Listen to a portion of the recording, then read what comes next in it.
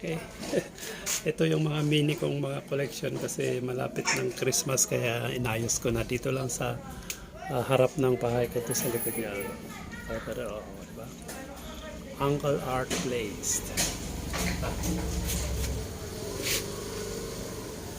Yan ang mga mini kong mga collection.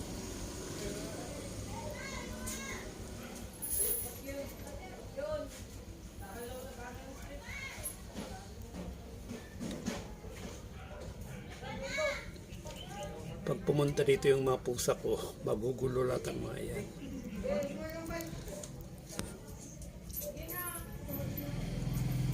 Ito yung mga maliliit na mga collection ko. Ito dito lang sa harap ng bahay. Pero sa loob ito.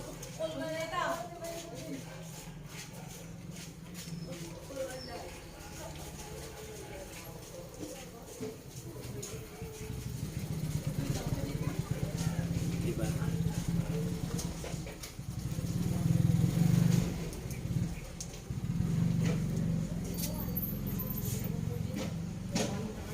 Marami pa sa loob yung mga maliliit na mga ganito.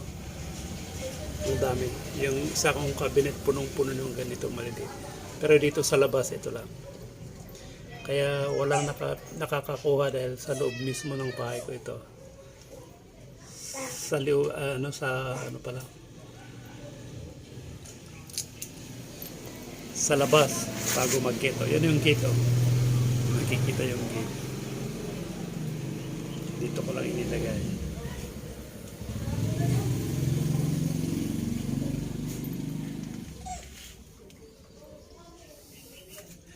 Karamihan ito, mga collection ko ng mga bato to na may mga design, may mga kulay-kulay. Collection ko yan yung mga bato kung saan may pinupunta ako at nakikita ko, pinupulot ko yun. Ito yung mga collection ko bato. Ang dami pa doon sa likod. Puno kasi dito kaya hindi ko yung may lagay. Pero ito, collection ng mga bato. Ginawa ko lang na decoration. Pero maganda pag nagkolekta ka ng mga iba-ibang klase na design na bato. Tapos pag samasamahin mo, ang ganda yung niya. Yung combination niya. Tapos samahan mo na ito. Ayan, nabubuhay ito. May tubig yan. Water plant lang yan.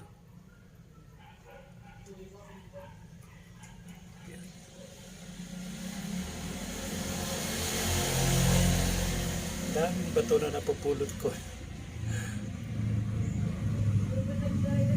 Kung may napupuntahan ako, kinukuha ko yung mga pinupulot ko talaga.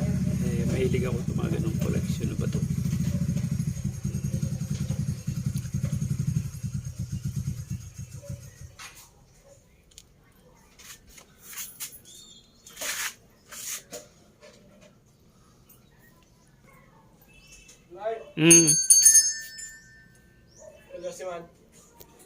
Mayan.